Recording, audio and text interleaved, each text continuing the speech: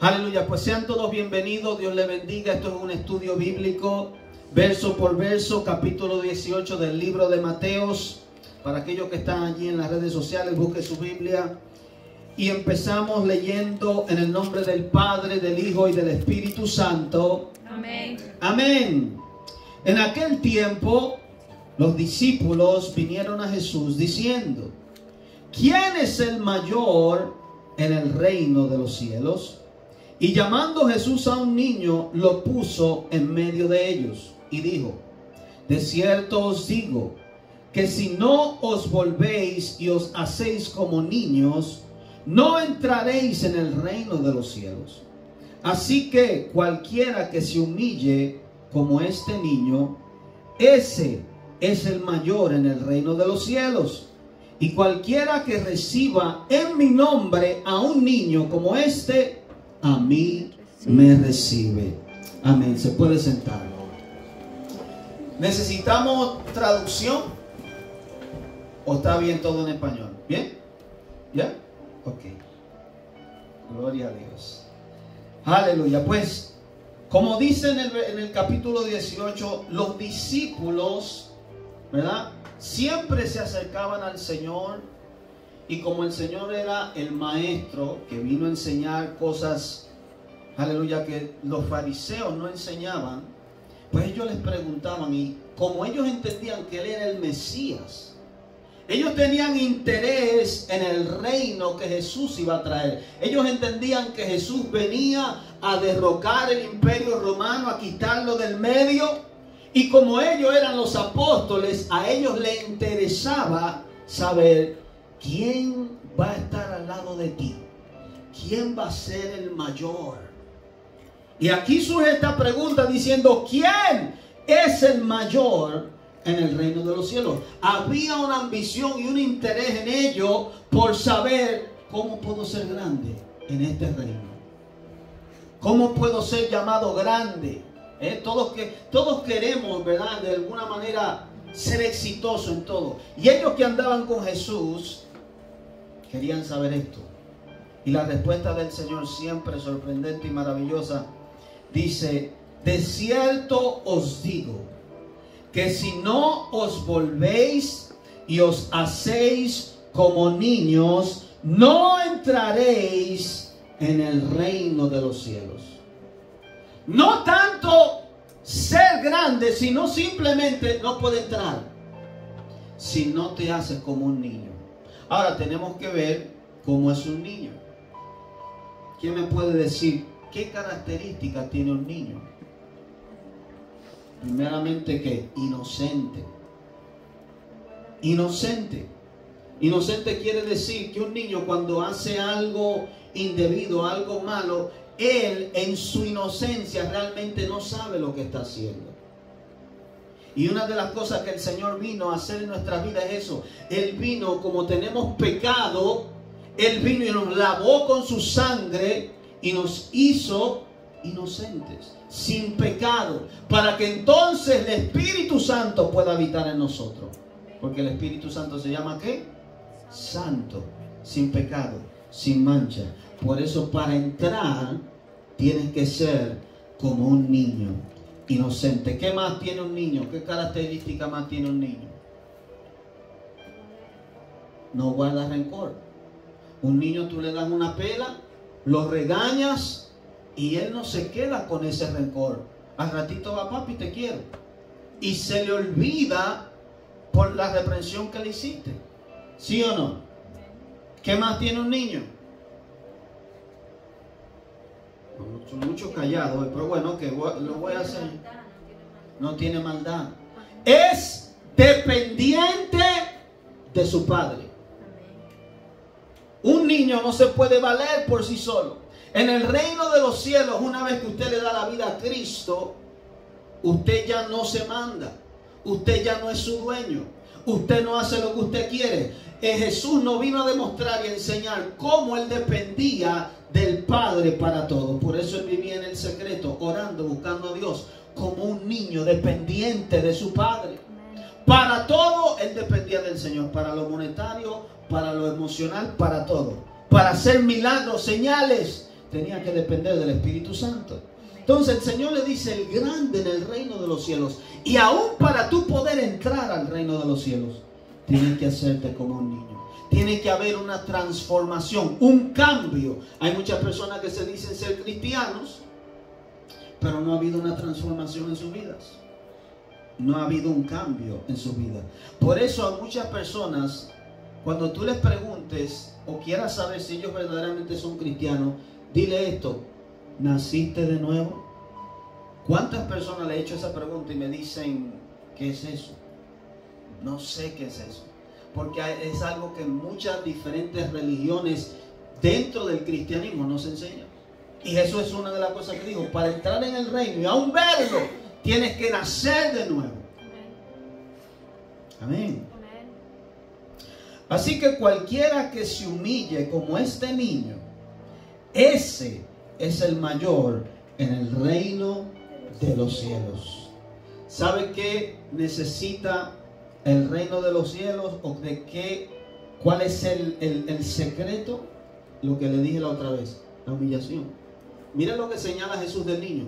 Este niño yo lo llamé, y él en obediencia y humillándose al llamado de Jesús viene y se pone en medio. Inocentemente viene, se pone en medio de él, y el Señor dice: el que hace como este niño, que es obediente, que se humilla. La humillación. ¿Sabe que para tener éxito en el mundo tú tienes que ser súper, ¿verdad? La gente tiene altivez, altanería. Pero en el reino es lo contrario. En el reino es con humillación. Aquellos que se humillan, aquellos que piden perdón. ¿Yes? Aquellos que son obedientes al Padre, como este niño. Y cualquiera que reciba en mi nombre a un niño como este, a mí me recibe. Aleluya. Dice el versículo 6: y cualquiera que haga tropezar a alguno de estos pequeños que creen en mí, mejor le fuera que se le colgase al cuello una piedra de molino de asno y que se le hundiese en lo profundo del mar. El Señor está hablando aquí de estos pequeñitos, de estos niños. Y acuérdense que en este tiempo Jesús viene como un maestro, y hay muchos judíos que están allí, y pues entre ellos muchos no creían en Jesús. Entonces habían niños, al parecer, según lo que está hablando el Señor, que habían creído en el Señor. Y Él le dice: ¡ay de aquel que haga tropezar uno de estos pequeños que creen en mi nombre! Mejor le fuera que le atasen una piedra de molino en el cuello y lo lanzaran al mar, porque el castigo sería peor. ¿Sabe lo que es una piedra de molino? Una piedra de molino era lo que se usaba para majar o machacar el grano, el maíz. Era una piedra encima de otra. Y había un burro atado así al cuello a esa piedra, que daba vuelta, hacía que la piedra daba vuelta, y mientras rotaba, entonces el maíz se machacaba. Era una piedra grande. Y esa piedra, dice Jesús, mejor le fuera a esa persona que hace que a estos pequeñitos no crean en mí, que les sea de tropiezo para que vengan a mí. Es mejor que le ataran esa piedra en el cuello y lo lanzaran en el fondo del mar. ¿Sabe por qué Jesús está diciendo eso? Porque cuando tú eres de tropiezo, ¿y cuántas personas no son de tropiezo para que otros crean en Jesús? El sufrimiento y el dolor que le espera en el infierno es mucho peor que lo que Jesús está describiendo aquí. Entonces, al Señor no solamente le interesan los seres humanos mayores, sino los pequeñitos, los niños. Ya que Él trajo este pequeñito allí, Él empieza a enseñar de esta forma. ¡Ay! Versículo 7. Del mundo por los tropiezos. ¡Ay del mundo por los tropiezos! Porque es necesario que vengan los tropiezos. Pero ¡ay de aquel hombre por quien viene el tropiezo. Cuando Jesús habla tropiezo, ¿qué usted ve en su mente? Alguien que le mete el pie, usted va caminando, alguien te mete el pie y tú te puedes caer, ¿sí o no? Asimismo, alguien que te sirve de tropiezo es una persona que, por ejemplo, vamos a decir que tú no fueras cristiano y tú de alguna manera te hablan de Cristo y tú vas a tu casa y tú le dices, alguien me habló del Señor y yo quiero aprender más de esta religión. Pero tal vez un hermano, un familiar te dice, no, eso es mentira, eso es engaño, no creas en eso. Le estás sirviendo de tropiezo a esa persona. O una persona que tú estás tratando como cristiano de santificarte y una persona te influencia al mal, te está haciendo de tropiezo. Entonces el Señor está llamando la atención, está diciendo, cuidado, ay de aquel que se deja usar por el enemigo para hacerle de tropiezo a aquel que cree en mí. Es un peligro. Y aún en la iglesia, usted como cristiano puede ser de tropiezo a otro, ¿sabía? Cuidado con eso. No sea de tropiezo a su hermano, sino sea de bien, de bendición. No haga algo que al hermano puede hacerlo caer en pecado, en cosas malas. ¿Yes? El Señor dice, van a venir los tropiezos. Es necesario que sucedan. Pero ay de aquel hombre. Está hablando de un ay, un dolor. Un castigo que le va a venir a esa persona. ¿Y cuántos en el mundo no se dejan usar, sí o no? Todos los días nosotros lo vivimos eso. Amiguitos que no son de tropiezos. En la escuela, ustedes como jóvenes, sí o no. Hablando, por ejemplo, de la forma que una persona se viste puede ser de tropiezo a otro, ¿sí o no? Sí. Por eso como cristianos nos vestimos con pudor, que quiere decir cubriéndonos, tapándonos, ¿sí o no? Porque no queremos serle de tropiezo a los demás. En nuestro estilo de vivir, en nuestra forma de andar. ¿Yes? Aleluya. Por tanto, versículo 8. Si tu mano o tu pie te es ocasión de caer, y aquí está hablando el Señor, claramente van a venir el tropiezo, pero, por tanto, si tu mano o tu pie te es ocasión de caer, córtalo y échalo de ti.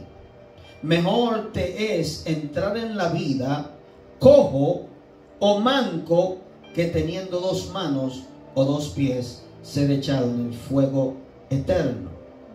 Y si tu ojo te es ocasión de caer, sácalo y échalo de ti. Mejor te es entrar con un solo ojo en la vida que teniendo dos ojos ser echado en el infierno de fuego. Hay muchas personas que no creen en el infierno. Hay muchas personas que dicen que este lugar, Dios es muy bueno y no va a enviar a nadie allí. El Señor lo está hablando aquí claramente. El Señor está hablando de dos lugares. La vida, que la vida le llama al cielo, ¿sí o no? Al lugar donde está Dios. O al infierno de fuego. Y dice que es eterno y quiere decir para siempre. Entonces el Señor nos está advirtiendo y diciéndonos de una forma metafórica, no literal. Cuando dice literal, no te está mandando el Señor a cortarte la mano, literalmente que tú cojas un cuchillo y te cortes la mano, o que tomes tu ojo y te lo saques. No. Si algo va a causar, y tú sabes que va a causar que tú caigas en pecado, que tú le falles al Señor. Ejemplo, si tú sabes que ir, por ejemplo, vamos a decir, a tal bodega o a tal supermercado, y allí hay algo que tú puedes ver, o alguna persona que te es ocasión de caer, no vayas allí. Si tú tienes tu teléfono y tú sabes que en tu teléfono tú estás viendo algo, o hay algo que cada vez que tú abres las redes sociales, tú lo estás mirando, lo estás viendo y te está haciendo ocasión de caer en pecado, no lo hagas. Si tú sabes que hablar con cierta persona siempre te trae a chismear, a hablar del otro, hermano, no te juntes con esa persona. No entres en conversación con esta persona. Quiere decir, apártate. Sacarte el ojo quiere decir, no veas eso. No frecuentes ese lugar. No frecuentes esa película. No frecuentes ese programa. No frecuentes esa persona. Yes. Si tú sabes que ir a un lugar, por ejemplo, poniendo un ejemplo a una persona que le gusta robar,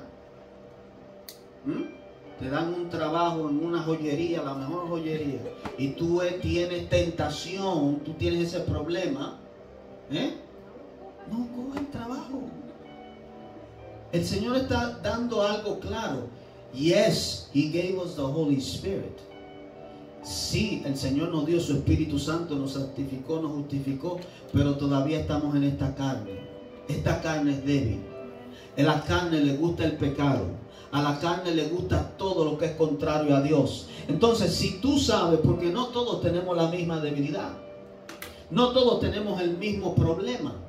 Si tú sabes que hay ciertas cosas que te están llevando a caer una y otra vez, no lo frecuentes. Eso es lo que el Señor quiere decir con saca tu ojo o córtate la mano. Yes, es una parábola, no algo literal. Hay personas que lo toman literalmente. Entonces, de acuerdo a esto, quiere decir que el pecado, la desobediencia a Dios, me puede llevar al infierno o me puede llevar a la vida. El Señor dice, es mejor que tú te abstengas de ciertas cosas que pueden darte placer en esta vida y sacrificarte para Dios, pero entrar al cielo. Porque lo que vale es entrar al cielo. ¿De qué le vale al hombre ganarse la vida, el mundo entero, si se pierde su alma? ¿De qué le vale al hombre ser famoso, alcanzar tantas cosas, si al final su vida se pierde? ¿Yes? Entonces el Señor nos pone énfasis claramente, es mejor entrar al cielo. ¿Cuántos quieren entrar al cielo? Ya usted sabe lo que tiene que abstenerse. Hay sacrificio. La vida cristiana es de sacrificio. Aleluya. Versículo 10. Parábola de la oveja perdida. Mirad que no menospreciéis a uno de estos pequeños. Y el Señor sigue hablando de estos pequeños, de estos niños, aún de sus discípulos que estaban allí, que habían creído en Él. Porque os digo que sus ángeles en los cielos ven siempre el rostro de mi Padre que está en los cielos. Aquí el Señor, a través de ese versículo, establece algo real. Yo, por ejemplo, vine del catolicismo y mi abuela siempre me decía, nosotros cada uno tenemos un ángel. Nosotros como hijos de Dios, como cristianos, sí tenemos ángeles, los cuales el Señor está diciendo allí, cuidado con estos pequeñitos. Cuidado lo que tú haces con ellos, porque los ángeles de ellos, dice no uno, singular, dice plural, varios, ven el rostro de mi Padre y ellos le dan reporte a mi Padre de todo lo que sucede con esa persona. Por eso es que hay que tener cuidado cuando la gente se mete con uno de los hijos de Dios. Yo he visto la venganza del Señor. Porque es que el mundo espiritual está al acecho. Y muchas veces, aunque tú te haces mal y tú no te defiendes, el Señor trae retribución. Por eso el Señor dijo, no maldigan, bendigan, porque es que yo me encargo. Amén. Entonces el Señor dice, los ángeles de ellos ven el rostro de mi Padre siempre que está en los cielos. O sea que nosotros tenemos ángeles. El mismo Jacob, Abraham, entendían esto y decían, el ángel que anda conmigo. Incluso Dios le dijo a Moisés, voy a enviar mi ángel delante de ti. Ellos están para ministrar a los siervos y los hijos de Dios. Cuando el Señor terminó los 40 días de ayuno, dice la Biblia que los ángeles le servían. Cuando el Señor estaba en el Getsemaní, dice la Biblia que un ángel vino y le dio fuerza. Entonces, no solamente a Jesús, sino a todos los que son coherederos con Cristo, nosotros como hijos de Dios, tenemos ángeles asignados que están con nosotros, que nos ayudan. Hay ángeles que están con pastores para ministrar. ¿Sabía que no solamente el Espíritu Santo es el que hace milagros, sino que también hay ángeles que hacen milagros? Con usted, andan contigo, te protegen. ¿Cuántos testimonios hay de personas que dicen, yo vi el ángel de Jehová que me libró. Entonces, el Señor está hablando aquí de que Él tiene cuidado de sus hijos, que Él ha asignado estos ángeles a tu lado. Dice el versículo 11, porque el Hijo del Hombre ha venido para salvar lo que se había perdido. Y cuando habla de lo que se había perdido, está hablando del pueblo de Israel. Recuerden que Jesús vino a salvarlos a ellos. Por cuanto ellos rechazaron a su Mesías, al Salvador, entonces Dios nos injertó en Israel. Los gentiles, nosotros que no teníamos salvación, que no estábamos bajo el pacto, ni estábamos bajo las promesas, Él vino a salvar lo que se había perdido. El pueblo de Israel se había descarriado, el pueblo de Israel se había ido de Dios. Las doctrinas, aun cuando el Señor vino, que enseñaban, eran hipócritas. Y por eso el Señor dice, yo he venido a buscar lo que se había perdido. Está hablando del ser humano. El Señor no vino a condenar. Hay muchas iglesias, muchas personas que lo hablan, los que viven hablando de juicio y que Dios te va a matar y Dios te va a destruir. Jesús vino a salvar al hombre. Jesús vino a demostrar el amor del Padre. Sí, en el Viejo Testamento Dios era con la ley tajante, pero ahora ha venido el tiempo de la gracia para salvar al ser humano. Versículo 12 dice, ¿qué os parece? Si un hombre, y me gusta cómo el Señor da ejemplos. El Señor era una persona que hablaba con historias, te ilustraba cosas. Aprenda de Jesús, cómo Él hacía historias para hacernos entender las cosas espirituales. Ahora hace una comparación, escuchen. ¿Qué os parece si un hombre tiene 100 ovejas y se descarría una de ellas? De ahí sale la palabra que nosotros usamos como cristianos, descarriarse, ¿verdad? Cuando decimos que un cristiano ya no está asistiendo a la iglesia, estaba asistiendo y ya no está, le decimos se descarrió. De ahí sale la palabra.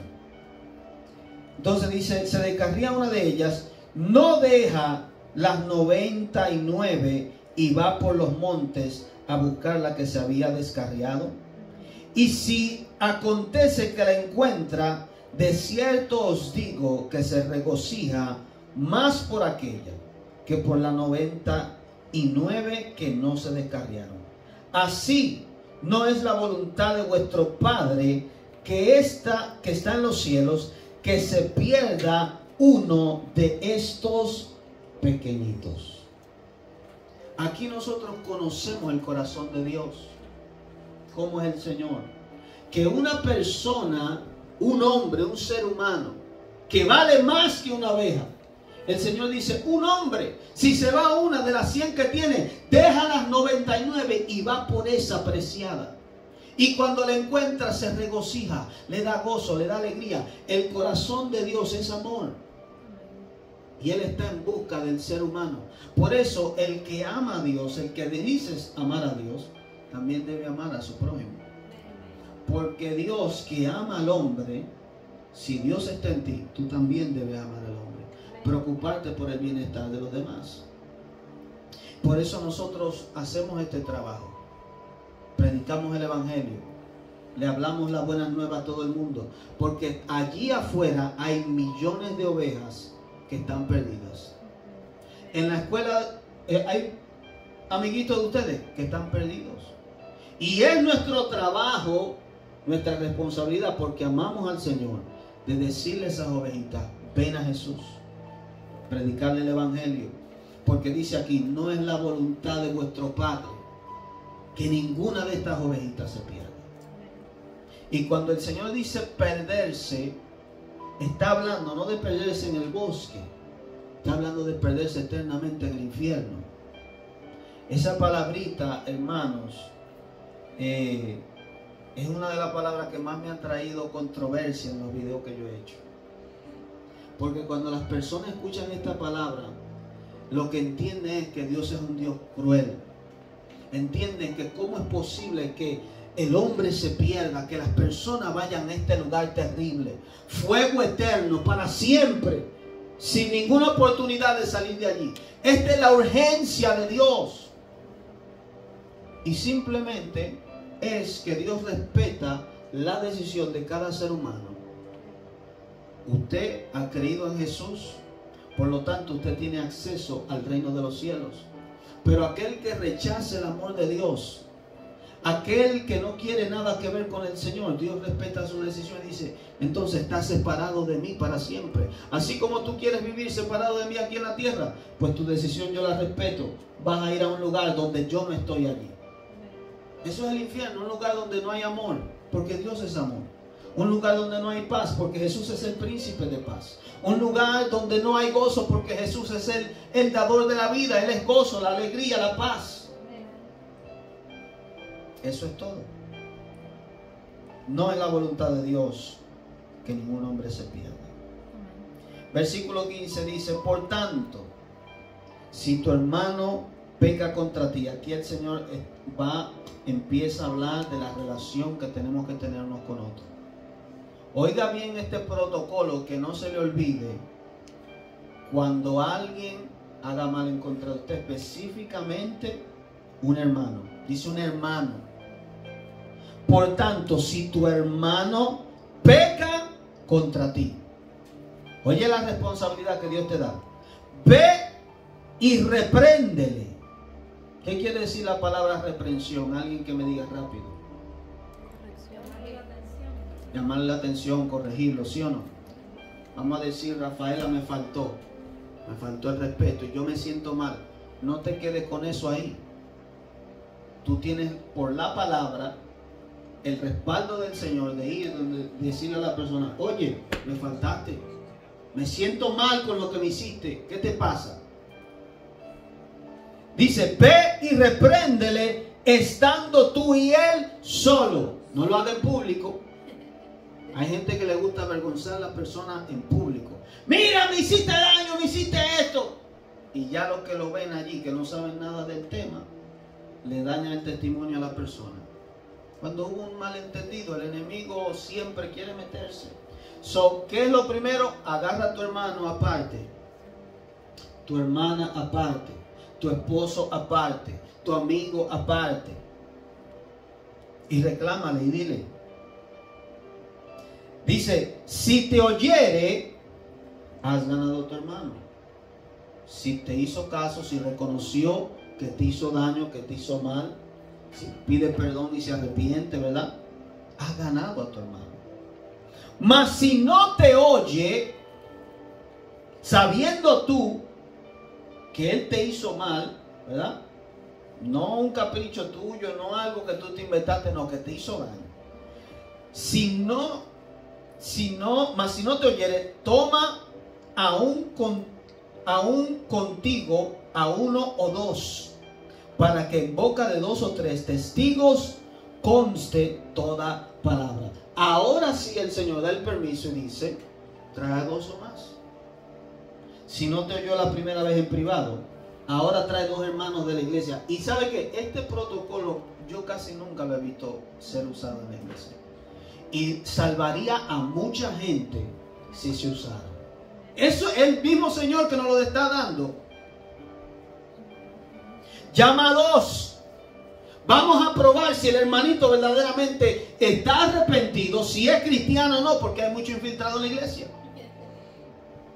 Si entonces a 2 o más no le hace caso, mira lo que dice el Señor. Versículo 17. Si no los oyere a ellos, dilo a la iglesia. Quiere decir a la congregación completa. Y mucha gente no hace esto porque es un escándalo. ¿Cómo va a ser? Pero es lo que el Señor no está diciendo que lo haga así. Si no lo oyeres a ellos, dilo a la iglesia. Y si no oyere a la iglesia, tenle por gentil y publicano. ¿Sabe qué está diciendo el Señor?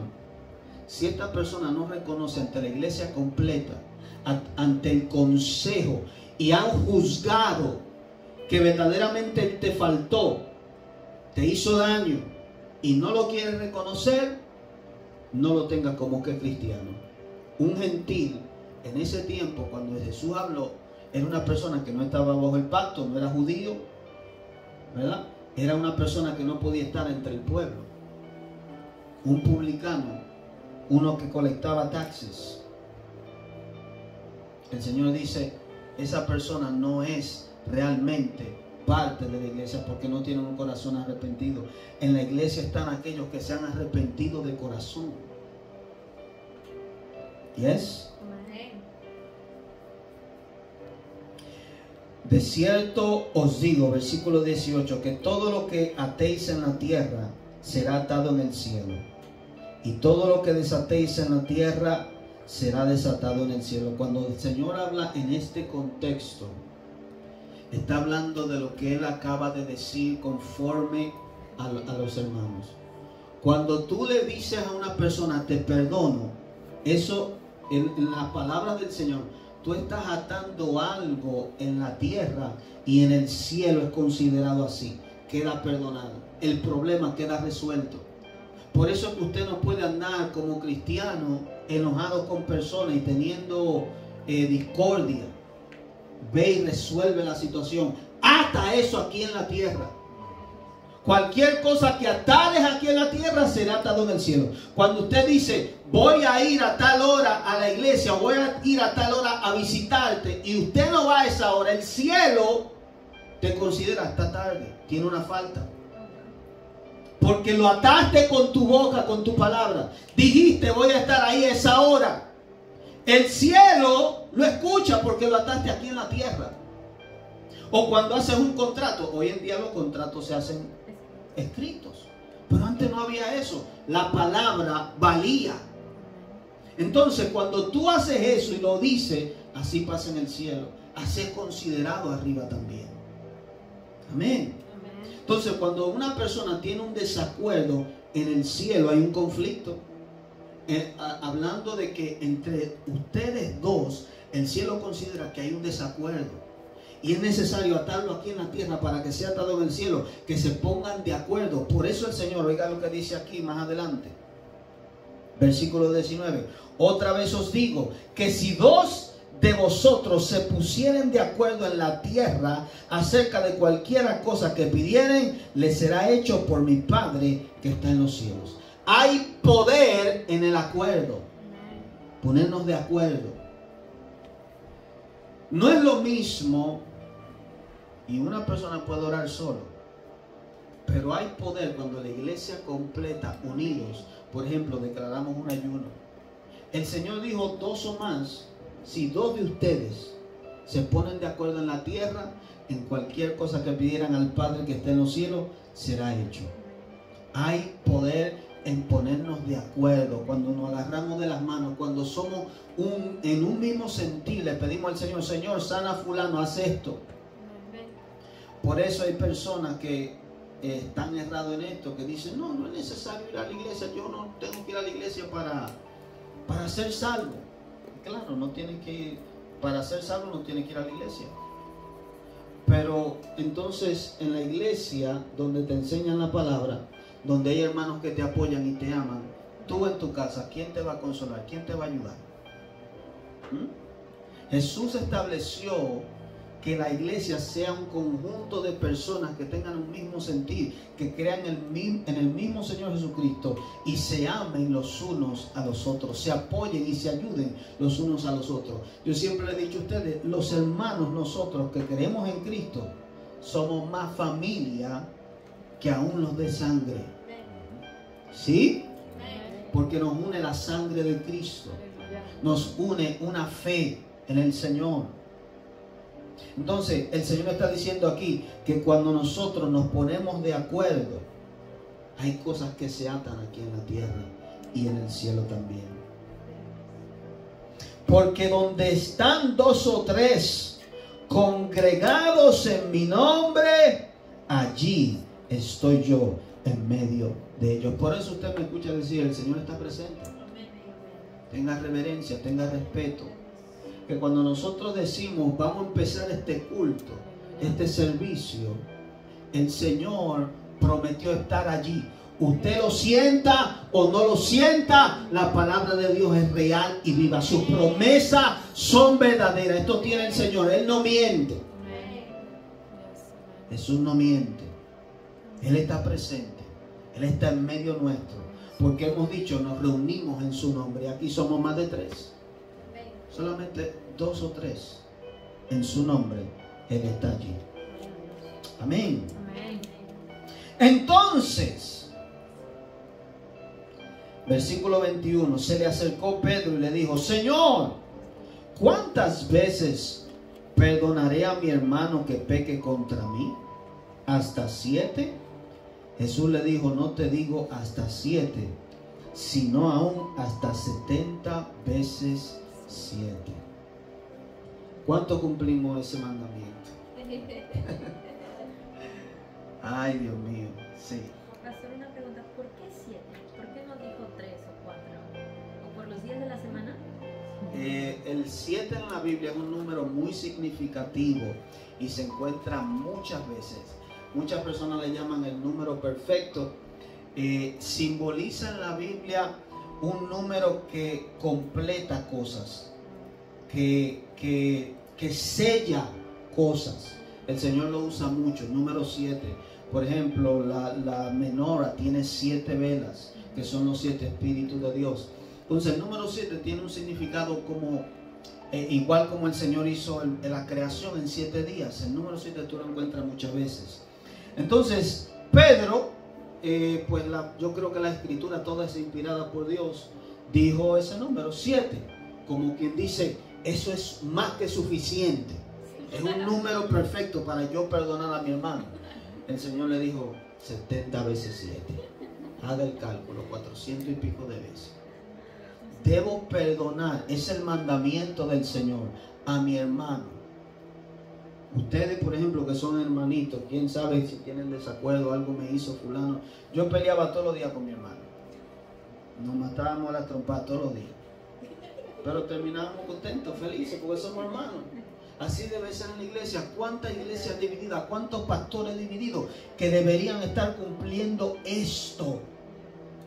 Y es de corazón, el Señor dice que tiene que perdonar. No di que, no, yo lo perdono, pero ya yo me cuido de él.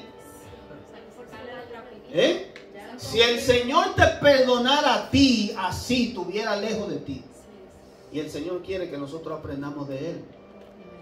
Cuando el Señor te perdona, dice la Biblia que Él lo tira al fondo del mar y no se acuerda de Él. El Señor no se acuerda de tus ofensas, de tus faltas.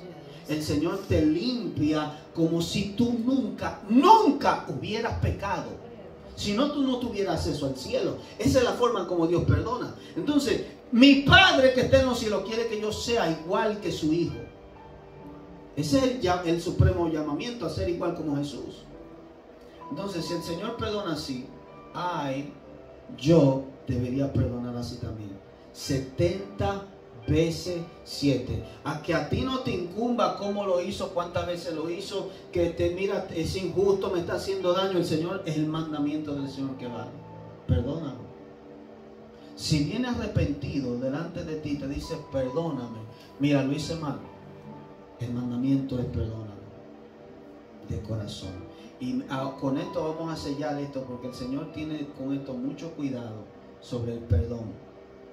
Hay tantas personas que están atadas por demonios simplemente porque tienen una raíz en su corazón de amargura, porque alguien le hizo un daño y ellos no pueden perdonar a esa persona. Y hay un espíritu que lo atormenta y le hace la vida imposible porque tienen ese rencor ahí. Satanás es experto en esto. Él sabe que esto es una puerta para atar tu vida, y por eso Él provoca conflictos entre los hermanos, entre iglesias, entre coworkers. Usted siempre en su trabajo va a encontrar a alguien que usted no le cae bien, para que haya un conflicto, para dañarte algo. Oiga lo que dice el versículo 23 y con esto terminamos. Por lo cual, y el Señor, para hacerle entender a Pedro, le da esta parábola o le da esta historia. Por lo cual el reino de los cielos es semejante a un rey que quiso hacer cuenta con sus siervos, y compensando Y comenzando a hacer cuentas, le fue presentado uno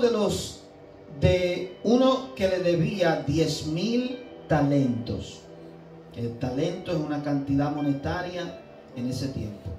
A este, como no pudo pagar, ordenó su señor venderle, y a su mujer e hijos y todo lo que tenía, para que se le pagase la deuda. Oiga bien este punto, porque usted lo va a escuchar mucho allá afuera. Hay personas que no han leído la Biblia y que han leído 1, 2, 3 cositas y siempre dicen: ¿cómo tú vas a creer en un Dios que permite la esclavitud? Oiga bien, en este tiempo, cuando usted tiene una deuda, muchas veces se te daña el crédito, pero no te lleva a la cárcel, no te venden tu papá o tu mamá. En aquel tiempo, la forma como las personas, cuando no tenían cómo pagar su deuda, lo que debían, entonces debían vender en servicio a otra persona, su esposa, sus hijos, lo que tú poseías. Lo que tú poseías más cercano a ti era tu esposa o tus hijos. Si tú no tenías el poder monetario para pagar, entonces ellos tenían que servir por 7 años para tú pagar esa deuda. Por eso aquí se ve ese ejemplo. Y nadie va a querer que te vendan tu esposa, tus hijos, porque es lo que más tú quieres. Pero como este hombre no tenía cómo pagar, entonces el rey dio ese edicto. Y esto nos representa a cada uno de nosotros que no tenemos cómo pagarle a Dios. Yo no tengo cómo pagarle a Dios el mal que he hecho a mi prójimo y en contra de él. Este rey representa a Dios. ¿Yes? Pero mire qué pasa.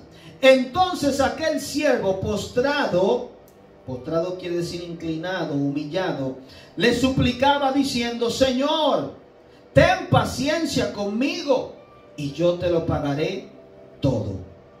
O sea, que suplicó, se humilló, pidió que tuviera paciencia, y oiga lo que responde el rey. El señor de aquel siervo, movido a misericordia, le soltó y le perdonó la deuda. Eso fue lo que Jesús, el Padre, hizo con nosotros. Nosotros no teníamos cómo pagarle a Él. Pero cuando tú aceptas el amor de Dios, cuando tú crees en Jesús, entonces el Padre te absuelve, te perdona la deuda. Pero saliendo aquel siervo, halló a uno de sus consiervos que le debía 100 denarios, una deuda muy menor, ¿verdad? De lo que él debía ¿cuánto? 10,000. Y ahora él se encuentra con uno de los que son siervos con él, que le debe 100. Y haciendo de él, le ahogaba diciendo: págame lo que me debes. Oiga, el hombre ha sido perdonado y rápidamente se encuentra con otro y le dice: págame lo que me debes. Entonces su consiervo, postrándose a sus pies, le rogaba diciendo: ten paciencia conmigo y yo te lo pagaré todo. Mas él no quiso, sino fue y le echó en la cárcel hasta que pagase la deuda. Viendo sus consiervos lo que pasaba, se entristecieron mucho y fueron y refirieron a su señor todo lo que había pasado. Los consiervos en esta historia representan a aquellos ángeles que te están viendo todo el tiempo. Que si tú, así como Dios te perdonó, tú no perdonas, ellos les reportan al Padre. ¿Y sabe qué pasa? Dice que este hombre, por cuanto no pudo pagarle, lo echó en la cárcel. Oiga lo que va a pasar. Entonces, llamándole su señor, le dijo: siervo malvado, toda aquella deuda te perdoné porque rogaste. ¿No debiste tú también tener misericordia de tu consiervo, como yo tuve misericordia de ti? O sea que el rey entendía que si él había dado ejemplo y te había perdonado, tú debiste hacer lo mismo. Eso es lo que el Señor Jesús nos está dando a entender aquí. Para que nosotros tuviéramos la capacidad de perdonar. Porque si Dios a mí me perdonó tanto, ¿cómo tú no le vas a perdonar una pequeña falta a tu hermano? Entonces, su señor enojado le entregó a los verdugos hasta que pagase todo lo que debía. Así también mi Padre Celestial hará con vosotros si no perdonáis de todo corazón cada uno a su hermano sus ofensas.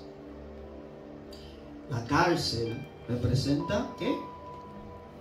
El infierno, la condenación eterna. Una persona se puede perder por no perdonar. Así que cuando usted a alguien le haga mal, no deje dañar su corazón. Entienda y siempre vea no al ser humano, sino el enemigo detrás, que es el que provoca todos los males. No te pide perdón, perdone de corazón. Porque la voluntad de Dios es que nadie se pierda. Oiga, yo no le deseo, o yo creo que usted no le desea ni a su peor enemigo el infierno. Dios está en el negocio de salvar al ser humano. Entonces, que no quede en usted raíz de amargura, más bien perdone a su prójimo. Porque si Dios a ti te perdonó, ¿cuántas veces y cuántas cosas el Señor no te ha perdonado? ¿Cómo tú no vas a perdonar a tu prójimo? Esa es la forma como tú puedes perdonar. Cuando tú te acuerdas, acuérdate de lo que Dios perdonó en tu vida, los males que tú has hecho en contra de Él y en contra de los seres humanos. Y perdona a tu prójimo. 70 veces 7. Amén. ¿Entendieron? Todo está claro. ¿Tienen alguna pregunta o algo que aportar? Yes. Yo escuché tiempo atrás de un estudio que estaban haciendo unos doctores que los problemas interiores de una persona pueden causar enfermedades también. Yes. Entonces nosotros conocíamos a un hombre que sufría de cáncer. Digo que sufría porque tuvo cáncer una vez, remitió, entonces le vino para atrás. Un psicólogo fue y lo visitó en su cámara en el hospital y le dijo, quería hacerle una serie de preguntas. ¿Tienes problemas con alguien? ¿Tienes algo en tu corazón que tú no has soltado? Porque ellos querían comprobar si eso tenía conexión. Y llaman varias gentes que hablan de eso. Me recuerdo que mi esposa me dijo de una cantante famosa que tuvo cáncer, remitió y dijo que descubrió que ella tenía algo en su corazón hacia una persona que le hizo mal y lo perdonó, lo soltó y ahora está contenta y remitió y está sana. La Biblia no se equivoca. Y eso fue sin confesar al Señor. Sin confesar al Señor. Porque las leyes del Señor tienen cumplimiento. Por eso es que tú ves que hay personas que son impíos, pero siguen los patrones de proverbio de cómo organizarse financieramente y prosperan, aunque no son cristianos. Porque las leyes que tú sigues, aún tú no siendo cristiano, el mundo espiritual del lado de Dios o del enemigo las hacen cumplir. Entonces, cuando tú perdonas, cuando tú tienes un corazón perdonador, ¿verdad? Dios actúa. Pero oye, cáncer. Yo estoy casi convencido que el cáncer, más que una enfermedad que ha venido y no claramente, creo que sí viene por la comida, por tantas cosas, pero cáncer mayormente es un espíritu. Casi 90% es un demonio que viene por una legalidad de pecado en la vida de la persona. Entonces, mira qué testimonio más tremendo. Cuando perdonó, sana. Y es así, es lo que le digo ahorita. Hay personas atadas por el enemigo por falta de perdón. Cuando usted guarda rencor, y muchas veces tú puedes decir, no, yo lo perdoné, pero la llaga está ahí. No hay algo que está curado ahí, no está sanado. ¿Alguien más? poquito alto para que te escuche. Que hay personas que buscan a Dios porque dice, ¿cómo es posible que va a castigar al ser humano si Él es amor? Pero el ejemplo está en los seres humanos. Cuando tú matas a alguien, hay muchos sitios que te matan, que te encarcelan de por vida. Sí. Cuando tú cometes una violación de cualquier índole, tú tienes una consecuencia. Sí. Mucho más Dios, por eso Dios nos dio libre albedrío. O coge el camino de Satanás o coge el camino de Dios, que es ir al cielo. Yes. Entonces, sería bueno que las personas primero escudriñen bien la Biblia, porque hay dos caminos. Está el camino de Satanás, que es el que reina ahora mismo en el mundo, donde están los placeres, la desviación del ser humano, toda clase de maldad. Y está Jesucristo, que si tú te entregas a Él, entonces tú vas al cielo. Yes. Claramente. Hay consecuencias. Esa es la cosa. Hay consecuencias. Entonces Dios es amor, pero Dios también es justo. Eso es algo que pocas personas hablan. Mucha gente nada más quiere predicar del amor de Dios. Pero ¿y la justicia? Cuando en este mundo los jueces de la tierra se han corrompido y no hacen justicia verdaderamente. En el mundo prácticamente ya no hay justicia. Entonces, a personas que se escapan con pecados y daños que le han hecho a otro hombre y quedan impunes sin que nadie lo sepa, ¿quién paga por eso? Dios tiene que hacer justicia. Pastor, cuando usted dijo sobre los negocios, cómo se firmaba un negocio en Israel, me acuerdo que en el libro de Ruth dice que cuando vos va a hablar con el fulano, dice que reúne a 10 ancianos para decirle que compre el territorio de Noemí, pero ese momento que se casa, que compra de Noemí, tiene que casarse con Ruth. Él dice, no, porque va a dañar mi heredad. Entonces los ancianos le dijeron a vos que se tenía que, no, al primo, al fulano, que se sacara el zapato, que lo pase crossover, que lo lance, y ahí eso era como firmar el documento. Exacto. Eso se podría decir en el término que Jesús lo puso: se ató algo en la tierra y en el cielo es considerado así. ¿Yes? Por eso es que la oración es tan importante, porque lo que tú pides, lo que tú hablas o estableces aquí en la tierra, por eso hay que tener cuidado con lo que tú dices. Lo que tú atas aquí en la tierra, tú dices, todos los días tú estás diciendo, yo soy pobre, yo no sirvo para nada, yo no sirvo, estoy arrancado. El cielo está escuchando eso, pues eso tiene. Lo que tú declaraste, lo que tú ataste, lo que tú dijiste. ¿Yes? Por eso en la palabra del Señor siempre nos da palabras de aliento. Todo lo puedo en Cristo Jesús que me fortalece. Somos ciudadanos del cielo, somos hijos de Dios, somos sacerdotes. El Señor nos da identidad para que hablemos eso y creamos y entendamos que eso somos. Yes. ¿Alguien más tiene algo que aportar, algo que decir? Yes.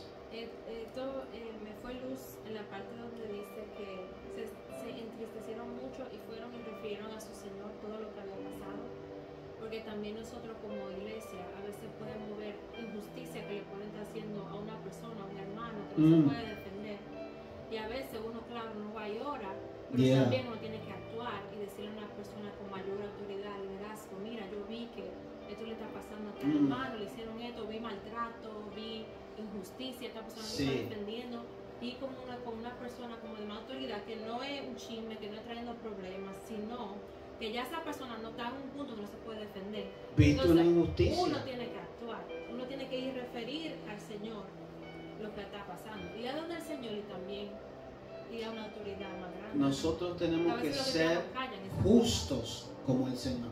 A veces tú te puedes sentir como wow, porque nosotros los cristianos estamos enseñados a amar.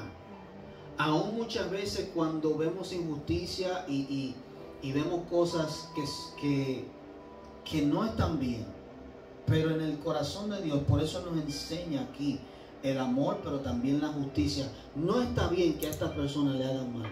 Por eso nosotros hablamos en contra del aborto, porque no está bien que maten a los niños. Entonces nosotros hablamos de esas cosas porque es injusto. ¿Yeah? Y eso es lo que el Señor nos ha enseñado, la justicia de Dios.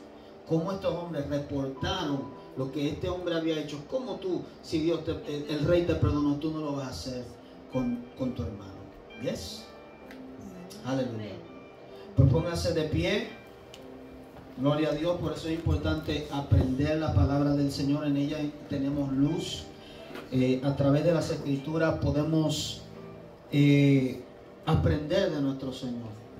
Es lo que nos forma nuestro carácter, la vida cristiana. Por eso es importante también ir a la iglesia y aprender. Así que no solamente, y un consejo que le doy a usted, no solamente dependa de lo que se enseña aquí, sino que usted tiene la responsabilidad de leer las Escrituras y estudiarle por usted mismo. ¿Yes? Amén.